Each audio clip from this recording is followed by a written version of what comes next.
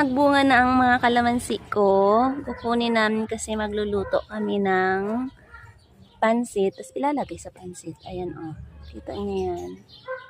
Ito yung na ano ng bagyo. Yan, naputol. Ngayon kukunin na natin. Ilang piraso lang to kasi nabali. Pero 'di ba?